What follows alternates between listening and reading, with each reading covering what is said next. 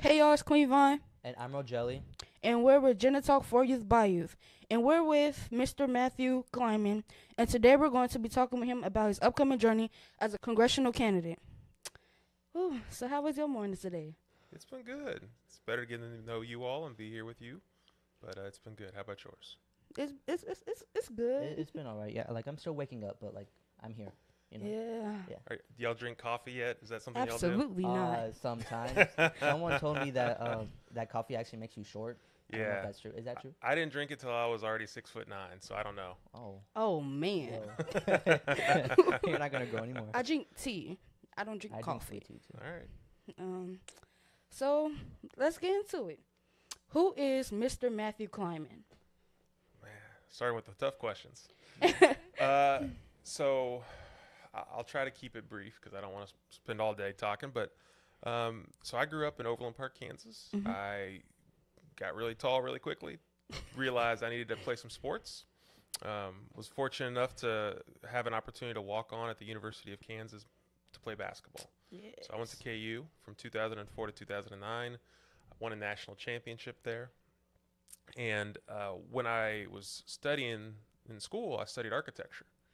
And I'll never forget Coach Self one day kind of went around the room and he kind of pointed out what everyone's pro prospects were. And he gets to me and he kind of looks at me and goes, and then he went to the next one. He skipped over to me. And I realized I needed to get a job. So I went from architecture and I graduated in the recession in 2009. So nobody was getting jobs. So I went to graduate school. And I thought because I'd played sports and I had, studied architecture, that the next logical step would be to design sports stadiums. Okay. And so I was studying urban design in St. Louis and get to travel the world, got to see a lot of different places. Came back to Kansas City and worked on a number of projects, big projects. But I saw whether it was a stadium or another project, sometimes neighborhoods get torn down, and there wasn't anybody doing the work to sort of build them up. At least I didn't see that. And you don't get that job coming out of school to build up communities. You don't get the degree building up communities. Like that's not what we train people to do. And so I was really passionate about how can I be in service to communities. So I started teaching at the University of Kansas School of Architecture. And when we were looking for projects, we were hearing from folks in Wyandotte County that there was a lot of need in different spaces. And we met with a group and they were meeting with a neighborhood group and they said, well, we're trying to build a better park over at Bethany Park. And we said, oh, cool. Who's your architect? And they said, well, architect, why would we need an architect? And that was the moment where the light bulb kind of clicked for us. Like we can listen to what communities want and need and help translate their ideas into real things and make them real. And so I started doing that work about 10 years ago in Wyandotte County. And we started a group called Dot Agency. We even had a grant called Connecting the Dots. So hearing that come back is fun. And we were uh, going to neighborhood meetings, going to church groups, listening to what the community would say that they wanted. So we heard in the Northeast area here in KCK, there's not a grocery store. And we went out and bought and built a mobile grocery store called Dot Mobile Grocer that serves communities around here that bring in fresh, affordable food into food deserts. We met with kids at Emmy Pearson Elementary. They had a community garden that was it had a tool shed, but it kept getting broken into, and people would steal it. And they wanted a learning classroom environment. So we asked the kids what they wanted. Met with them. They designed with us. We call that participatory design. But it's this idea that design can sort of be democratic, right? Everybody has a voice. Everybody has something that they care about. And so we asked them to participate with us, and we went out and designed and built this, little tree house of a tool shed. We built a space down at 6th Street by the Third Friday Art Walk. I don't know if y'all been there before, but it was a small business incubator for a refugee stitching company who wanted to get off the ground, but they couldn't afford a full year's lease. So we built a small shipping container to house them. And so I was doing all these projects, but it felt like every time we have a new semester, right, a new class, we had to sort of start over. We couldn't really ever take on the bigger issues. And I really wanted to be a part of systemic change. You can do small things, but like, how do we do it so we don't have to do it every single time? How can we make the systems work a little bit better? How do we design laws and policies so that we don't have to build a mobile grocery store? Maybe we actually just have a grocery store come up organically. And so I went to different nonprofits. I worked for a local nonprofit called Youth Build, where I trained young people how to build affordable housing. I went to go work for a food nonprofit called Nourish KC, where we were working on food access. Went to go work for Children's Mercy. So we were trying to get young children to be active and work on improving parks across the city, really. And then I came to the health department during COVID, and I worked on the health department. We were actually setting up access to COVID resources, but not just shots and vaccines and COVID tests, but also access to blood pressure checks, eyeglass prescriptions, giving people free food. Doing that work has been my whole career in the last 10 years. It's been a career of public service. And as recently as about a year and a half ago, I joined Vibrant Health, which is it's a federally qualified health center, kind of like a clinic for folks who maybe don't have insurance or have not very good insurance. And so we provide healthcare services. But we recognize that if somebody's coming to us and say they got their kid and the kid's got asthma, they come to Vibrant Health, we say, here's an inhaler, but then we're going to send you back home to an apartment that has mold.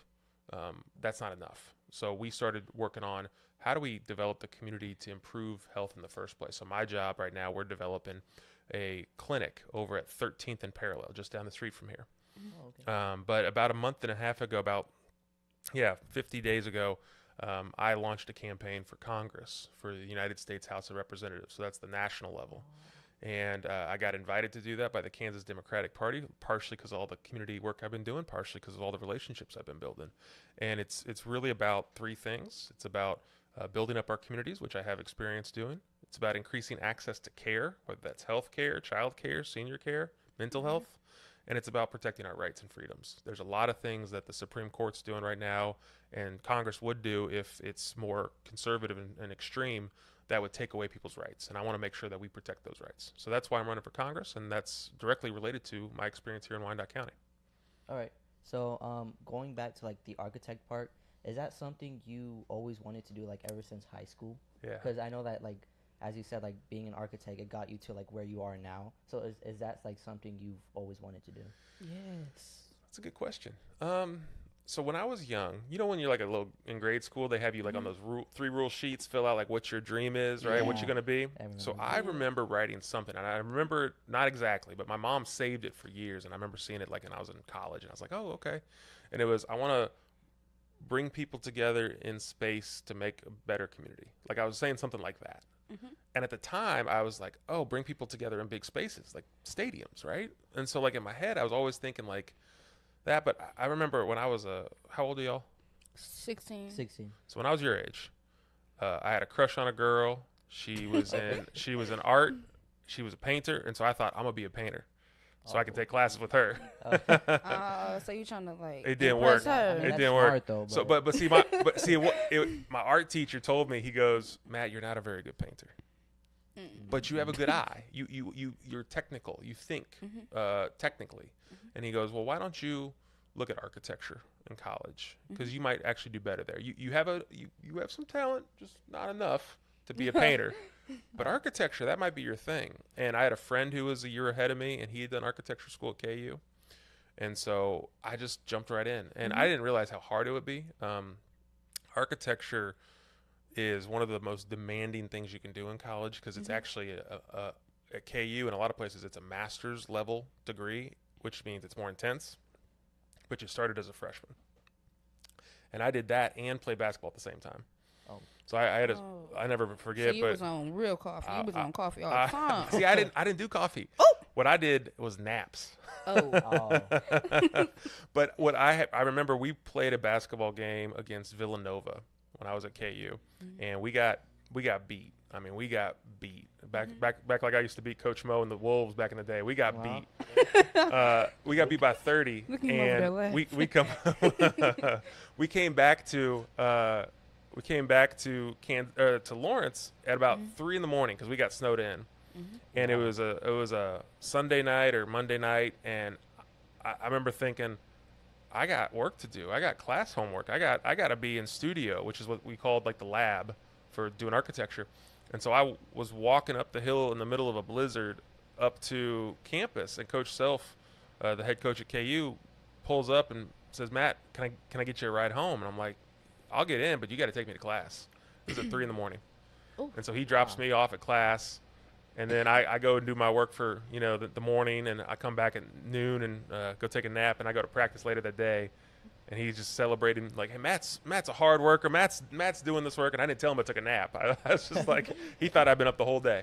So it was kind of hard, like balancing school while playing sports. It was very hard, Yeah. but it trained me to be efficient. Mhm. It trained me to use my creativity to get things done faster. I had to learn skills. Absolutely. So when Yeah. I learned like a software, I would Mhm. learn it fast Yeah. because I only have like one day a week to actually do the work. So, can you give like advice to like the youth and like youth athletes on how to like manage their time, Yeah. balance school, sports, and all of that? I think the first thing I'd say is if your head's not right, nothing's going to be right. Mhm. There's a lot of people I played sports with, guys who Mhm. played in the league, guys that played with LeBron, who struggled with mental health. Like they Yeah. really struggled. Something with their mom, something with their girlfriend, something where they miss a shot and they wouldn't let it. They wouldn't forget it. And I would just say to any young person, like, you need to be able to be at peace with yourself, Mhm. so you can kind of clear out some of those distractions. And a lot of guys I played with, like, that's what the court was. That's what the gym was. It was like a sanctuary. They could get away from some of the challenges that they had. But that doesn't mean you still can't work on them. So I would say Absolutely, yeah. before you even worry about school or relationships, I think that you got to make sure that you're right with yourself. But then once you are in that space, you just got to chip away at it. I mean, nobody won the game winner shot by just showing up and shooting the shot. They shot 10,000 shots every year to be prepared for that one moment. Right. And so that means you just got to keep chipping away at it. And success does not come overnight. It's rewarded by those who put in the work. And so what it takes is it takes a lot of practice. Championships are won at practice. And for folks who are wanting to be great, they don't realize the great ones put in that work. And I know firsthand that what separates me from guys that played in the league, I spend my free time in school. I spend my free time earning a degree so I could go work. Granted, my career has taken me a very different direction than what I expected at the time, but that's okay. But it's being flexible. It's making sure that you don't. Sometimes we self-sabotage. We get too caught up in our own heads about like I don't want to be scared of the moment, so I'm just going to avoid it all. Oh yeah, that's what I do. Like Yeah. And that's that part about the mental health. It's about Yeah. making sure that you recognize what's in front of you and you say, hey, I'm not going to swallow. I'm not going to. There's a saying I always heard. It's called swallow the frog. It's like you're not going to be able to just go right in and get it right the first time. You gotta do the hard thing first thing in the morning and just keep chipping away at it. So another question I have is, what measures will you take to improve mental health services and support for young people, for the youth? So there's a lot of things in the work that I do currently at Vibrant Health. In my day job, we have behavioral health support. I know that there are folks in our community that have been more advocating for mental health support, especially in sports, youth sports. There's ways that coaches and parents can be trained on how to talk about mental health and not to minimize it, not to dismiss it. But as a congressional candidate, there are federal things we can do too. There are ways that we can provide more resources so that we have mental health embedded in our society. I'll give you an example. Representative Sharice Davids, she represents Johnson County and the south half of Wyandotte County. My district would be the north half and a bunch of other parts in eastern Kansas. She just got $750,000 to support first responders, which is our law enforcement and fire and EMTs and paramedics, to have a co-responder. So that is somebody who has mental health training. And getting mental health into those spaces might be the difference of somebody who's going through a crisis being confronted with a police officer who's armed and doesn't really know what to expect versus somebody who's trained there in trauma-informed care. And they're able to really listen to somebody and identify what the issue is and help sort of de-escalate it. And that is a mental health service that's paid by the federal government. That requires federal laws to set aside those resources. I'll give you just a different example. I was talking to my uncle the other night. He's a farmer down in Oklahoma. Farmers have one of the highest suicide rates in the country as a job. And he was talking about how the 988 hotline and some of those resources out there, people destigmatizing mental health, talking more about how people struggle with anxiety and depression and trauma. I think doing that and then linking that to federal dollars, because I'll tell you right now, our local city, counties, and our states, we don't have all this money just rolling in it. Sometimes we do need access to more resources to help us build a better community. And so from access to mental health care, it's bringing some of those federal dollars back home. That means we need to have somebody who's advocating for us, saying, this is what we care about. Let's make sure that we get it back into the hands of the folks that are really doing the work. Would you do like community events, like just to like one get like more money, two to like get everybody together, and like Do community events frequently, and there's certainly quite a few. I was at a neighborhood meeting that's doing some organizing work just 2 nights ago. It's one of those things that people, we exist in silos. We're so separated from each other, but there are many community groups doing the work. The challenges are, how do we make it sustainable, and how do we actually show progress? The experience I had in architecture was we've built trust with our community here in Wyandotte County because people could see something change. And I think that's one of the reasons why young people and folks sort of get disenfranchised with politics, is they hear all these promises, but they don't realize that the wheels of justice, the wheels of progress turn slowly, but they do turn. So you elect somebody in November of a year, they write a bill the following year that gets sidelined for 1 year and puts in a committee the next year, and then they finally approve it, but that doesn't go into the budget until the following year, which allocates resources for a year later for an organization to apply for at the end of that year, and then all of a sudden now they got that money. So if you're watching the system work, you're saying, well, why'd nothing change? I elected that person. I voted for that person. Why'd nothing change? It's the way our country works is things take time, but they do happen. And my experience has been when you work with people and you let them see the process, even if it's slow, they understand the progress is happening. Yeah. So I think we need to be doing more of that translation so we can say, hey, this is something we're working towards. It's going to take some time, but trust me, it'll get better. And I think a lot of people don't see that, and they just get really upset that nothing's happening. All right. So, so you said you work with Vibrant Health, right? So how will you like ensure that the youth's voices are still heard in terms of like mental health or like just healthcare in general? Is there like different like programs within the Vibrant Health initiative that you specifically work with? I'm glad you asked that question. And we did not script this. There's no scripting questions here. I'm learning this the first time. So. Yeah, because I say like I too struggle with like mental health, so like this is an important topic for me too. Well, I started an internship earlier this spring. We had internship applications. We went to local schools. We formed about a year and a half ago an advisory council made up of residents and community members. Anybody can participate. Y'all can participate. Meets on the second Monday evening of every month. It's called Vibrant Community Advisory Board, a Vibrant Community Advisory Council. And they told us they wanted young people. But one of the philosophies I have, it's not unique to me, but it's meeting people where they are. You can show up and do your own thing, but if nobody knows about it, no one's going to come. So we went to where the people are. We went to this local schools. And so we went to Wyandotte High School and Sumner High School because those are the schools in the Northeast area, and we're organizing with a Northeast area community. We created this internship for 11 weeks. We paid the students $600 over those 11 weeks. It was a paid internship. On their early release days on Wednesday afternoons, they came to us, and they learned about community development. We had 18 high school sophomores and juniors learning about community development, and they were getting trained on how to increase access to healthy food, how to improve their parks, how to improve local buildings and storefronts so that we can, support business development and corridors. And they developed these little zines. Y'all know what a zine is? No. So it's like a little booklet. It's like a little, like if you took paper and printed information and folded it in half and stapled it. It's like a little simple booklet. Like a little, like, what's it called? Like a pamphlet? Yeah, like a pamphlet. Exactly. Yeah. So they did their own pamphlets and they printed these off and shared them. We did this through the Diploma Plus program. So they got internship credit through Vibrant Health. That was paid internship. And when we did this, I remember there was a young girl who said, we had elected officials come. We did a simulator where they got to pretend like they were me for a day, basically. And so they'd go talk to neighborhood leaders who pretended to be they were the nonprofit, or they were the community group, or they were the elected official. Mm-hmm. And then they got to do their project, and they got to present it back to those folks. And they had to say, well, here's what we want to see in our community. Here's what it's going to take. Would you support it? And then they got some training on that. And the next week, we had actual elected officials come.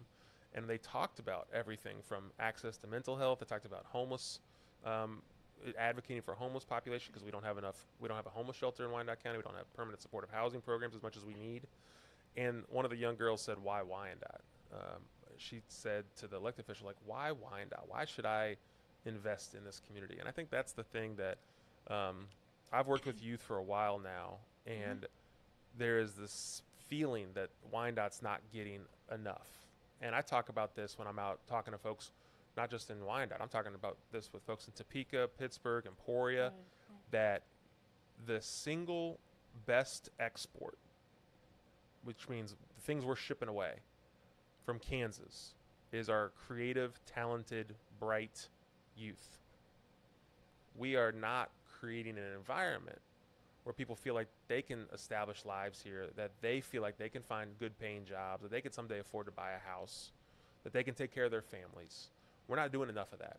And so part of my campaign when I talk about it is we're trying to build a future that we can all be a part of. And some of that's about tackling climate change. Some of that's about tackling mental health issues. But it takes having laws that support that. My background in Vibrant Health was in the social determinants of health, which is this idea that your health, only about 20% of it is decided by what your doctor tells you. It's also decided by your education. It's also decided by your job. It's decided by your neighborhood. And that's where I entered as somebody with a background in architecture, was how do we improve the neighborhoods? But what I have realized is that all of that exists within a legal framework, right? So the laws that shape our environments, the laws that shape our jobs and our education, that has a big influence. And so that's the kind of work that I'm passionate about. But I think to your point about other opportunities, we went into Sumner. We didn't just have them come to us as interns. We did a whole class with Sumner architecture students in Mr. Jeremy Todd's class, and they got to design their clinic. And so they got to design in architecture class in high school the kind of clinic that they would go to. And so they were adding coffee shops and bookstores, and they were adding little things to the building, and then they got to present them back to the community. And so I've been trying to create opportunities for young people because this is their community too, and I want them to see that they can be a part of it. Oh, so with climate change, how do you plan to involve young people in the fight against climate change and environmental protection? I think there are young people already involved. Right next door, Groundwork NRG does great work with their green team. There are groups across the region, across the country. If you look them up, one of them is called Sunrise Movement that does a lot of work with young people. Environmental justice is affecting frontline communities. And what I mean by that is if you were to drive down the street from here, you would see the Jersey Creek. The Jersey Creek is a big creek that empties out into the Kansas and Missouri rivers.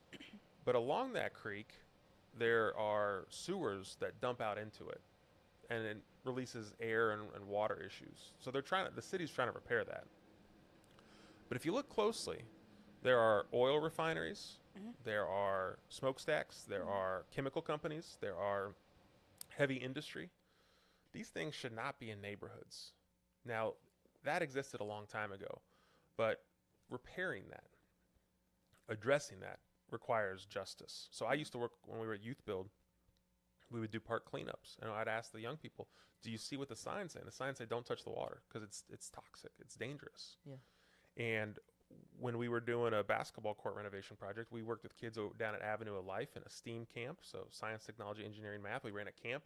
They helped us design a basketball court. We're now building that basketball court at 7th and Walker. So I've involved young people in the process. The challenge is sometimes, and you all know this, is when you're in school and you got homework and you might have a job and you got sports teams, y'all are busy. It's creating opportunities for y'all to plug in, but also recognizing that folks who have an interest in these careers, I think that's the future. Whether it's solar panels or wind turbines. I'm on a board of an organization called the Climate and Energy Project. We're advocating for statewide policy to create more clean energy so that we can lower our utility bills. And I think young people who recognize that like their families are affected by this, right? Like Right. BPU has utility bills and their families are paying into that. You can show up to a BPU meeting today and talk about what it means to you to have clean energy in your community, because that will lower the cost of electricity. The federal government just passed one of the biggest clean energy bills in the history of our country. It was called the Inflation Reduction Act, but it set aside money for clean energy. So in the clinic I'm working on, we're going after grant dollars that can lower the cost of our utilities. We can reduce the amount of carbon we're releasing into the environment. Does it solve climate change? No. But what we're trying to do, and what everyone in this space is trying to do, is to build more resilient communities. So when we know that climate change creates extreme weather environments, if a tornado comes through here, if we got flooding, if we got some really bad electrical storms and our power goes out, where do people go? Where do they go to get access to the things they need to survive? And we need to create more institutional support so our communities can find those resources in the moment of crisis so that people aren't hurt. I think that's a thing where young people can be engaged, but they have to find where that they fit in. And usually it's as advocates. And I'll tell you this, and I'll stop talking about it, but the two of you, with the platform you have right now, Yep. are more powerful than I am in some respects. Because what you have is the audience. What you all have is the opportunity to speak truth to people and say, hey, this is stuff that we care about. I'm 38. How old are y'all? 16. Okay. So I got more than 20 years on you. If you educate yourself today about the issues that you're going to have to work on, and don't let yourself get too demoralized, don't let yourself get too scared by it, but really find, like, there's, in any situation, y'all can do the work, but you got 20 years ahead of me. And you can chip away at it for 20 years and be much further along the road than I am. And so just know that as young people, when you all show up to a city council meeting, you could go up to UG and get on the mic every week and say, this is my community, I care about it, and bring 10 of your friends. And I guarantee you, if you each brought 10 friends, you got 22 young people at a city council meeting on a microphone saying, this is what I want in my community, and this is what you're going to do. Everybody will listen. I'm serious. Everybody will listen. So just don't discount. I know it's scary. I know it's intimidating, but y'all have a lot more power as young people than you think. Yeah, Wow. but and sometimes it's like hard also because some adults don't want to listen to the youth. They're like, "Oh, I'm older. I know what's going on. I know all of this, yada yada yada." It's like the generational trauma that you give us. It's like we're trying to change that. Like we want the ability. We want you guys to hear us. Like we just want change, and we want the ability to like have our voices heard. And like as I said, it's very hard because like nobody wants to listen to us, but there's that many people that do want to listen to us. And like if we all come together, it's like we got it. Like we could outdo them and be like, oh yeah, we got it. We could get change. Like so Yeah, we it's like, really want the adults to like really put their trust in us to get our voices heard out there, to see like what they so they can hear what we want to see in our community, like the benefits and everything. Cause like we trust them so much, but it's like they don't trust us. Yeah. And it's like how you say you want change for us, but you not showing it. Like your actions speak louder than words. So what I would say is first learn how to organize. Organizing is the process of getting people in place to build power. All right. And when I say that, I mean power is having 20 to 30 young people show up with pamphlets, knocking on doors and saying, we're here to demand change. And you learn the tactics and the strategies. You learn how to get in front of the media. You learn how to do what y'all are already doing. And you are strategic about that. And there are groups around our city who are really, really good at that. And we can talk more afterwards. But learn how to organize. Doesn't mean you have to be an organizer, but learn what those strategies are so you are aware of them. Recognize that nothing has ever been given away. Change takes demand. Change takes building power. Change takes showing up and being an accessible resource and sharing what your knowledge is and what your perspective is. Yeah. And a lot of folks, I think, got lost in this trap that social media was going to create change. And social media is not the same as having boots on the ground. Social media is not going to suffice for the changes that we need to see in our country. I will say also, though, that, and this is my experience, is that you as young people have a unique ability to do something that most people don't even know exists, which is, you ever heard of this term called the Overton window? No. No. So imagine a window of what's possible. Yeah. And elected leaders are trying to work in that space of that window being open. They're going to do what is politically possible, what they can afford, and what they know that people want. Yeah. And as young people, you may not have the power to be in that leadership position necessarily.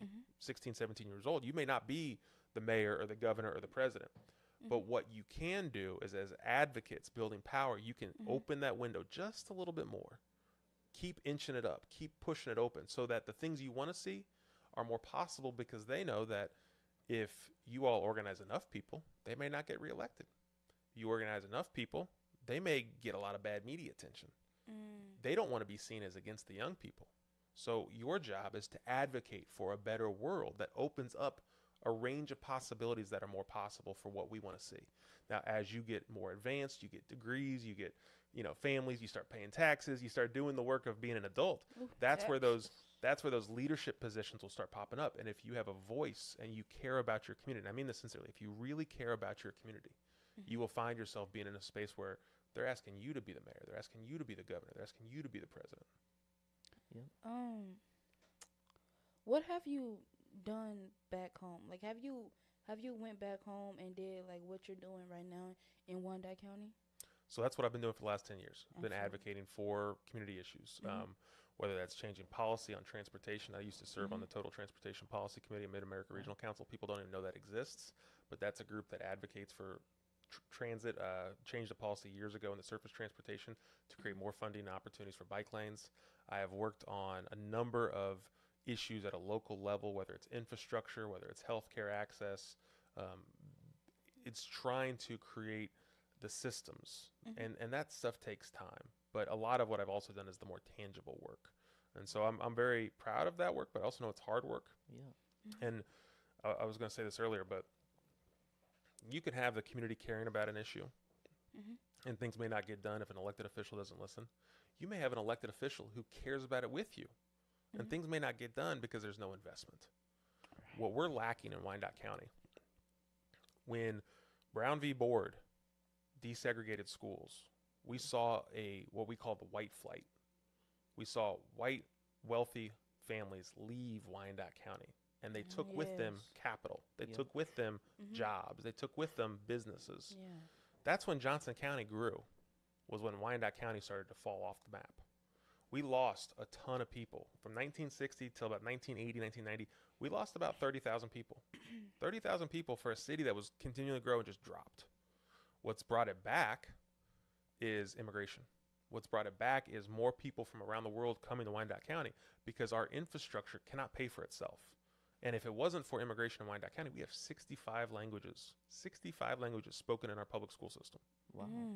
We have a lot of diversity in our community, and that's our strength. Because if we didn't have that, our community might not be being able to maintain the roads and the streetlights and the housing. Yeah. We need more people. We need more density in this community to lower our taxes and to have more services. But that means we need to have more people coming in than leaving. And so that's why we need to have an environment where young people don't ask the question, why Wyandotte? They say, Wyandott's my home and I want to reinvest in here. Absolutely. Right.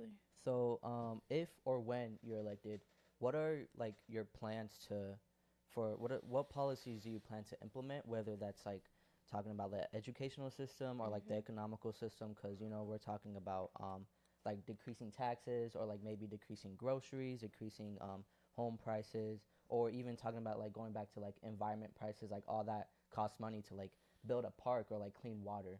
What's like your vision for like the system in general for Wyandotte County?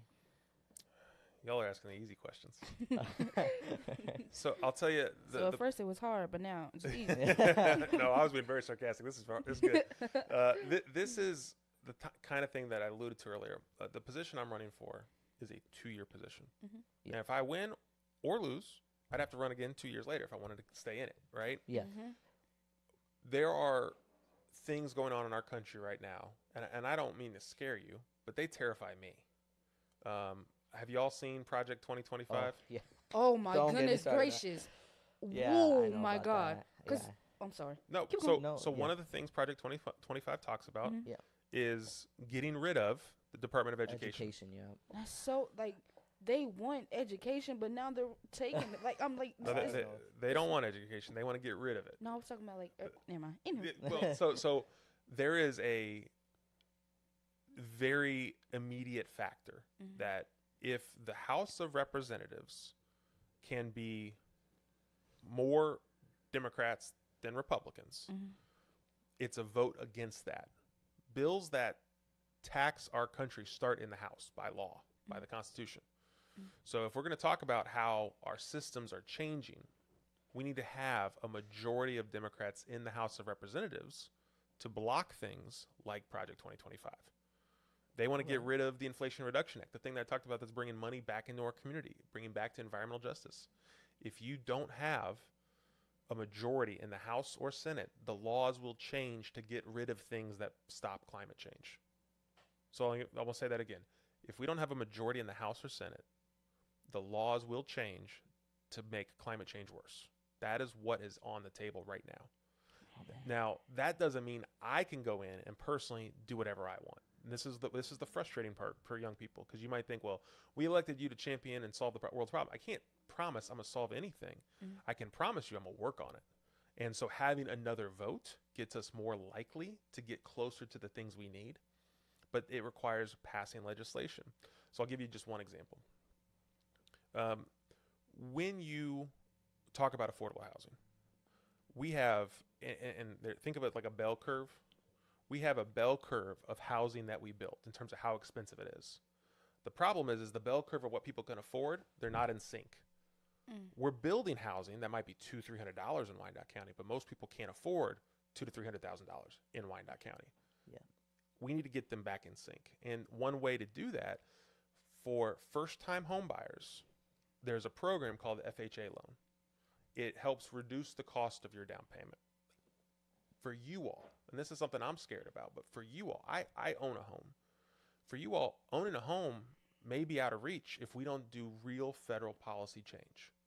And so one thing that we can do is create an insurance pool so that if you all need that down payment, instead of saving 5-10%, maybe you save 1%. And then there's an insurance that covers it for the rest. And if you ever lose your job, maybe there's another insurance pool that says you lost your job. Well, insurance is going to cover you for the next 3 months to get back on your feet. As opposed to you lost your job, now you're on the street because you got evicted from your apartment or your home got foreclosed on because you couldn't make payments. We have tools at our disposal through things like the FHA program, Federal Housing Administration, that can make housing more affordable and prevent people from being displaced. But we have to pass the laws to do that, and to do that, we need a majority. So this is why voting is critical for the rest of your lives. I think y'all need to make sure that you understand that you cannot skip an election. Because whether it's climate change, whether it's housing, whether it's homelessness, whether it's food access, whatever it is, we cannot skip elections. We have more Democrats in the north half of Wyandotte County who skipped one of the last 3 elections than there are Democrats in all of southeast Kansas combined. A lot of people stay home because they don't feel like their voice matters. And the reality is when you stay home, your voice does not matter. We need people to turn out to vote. Whether you're Democrat or Republican, we need people to turn out to vote.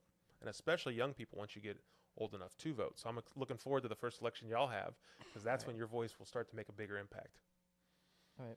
So, what are some struggles that you personally find hard to face? Ooh.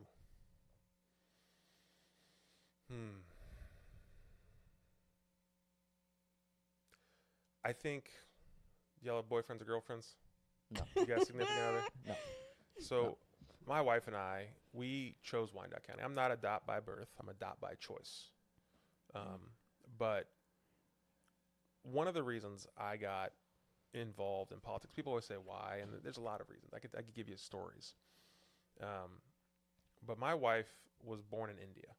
She immigrated here when she was 2 years old. Oh, I've seen her. Wow. She grew up in poverty. She lived in Torrance, California.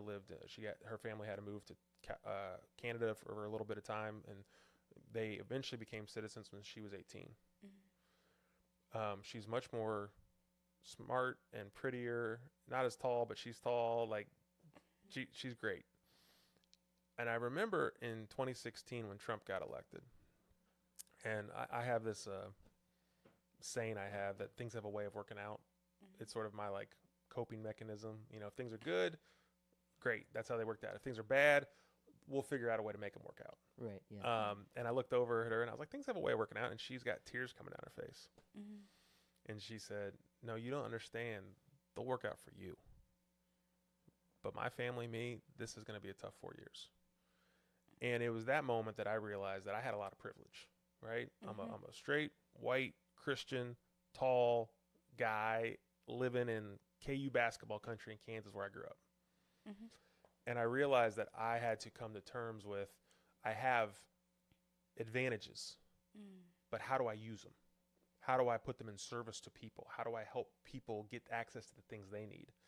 And so one of the challenges I have right now is both understanding how to do that most effectively and not, we talk about mental health, not allowing myself to get so demoralized if things don't go my way. A big part of a job of a candidate, unfortunately, is asking people for money. And you ask them for money because I need to get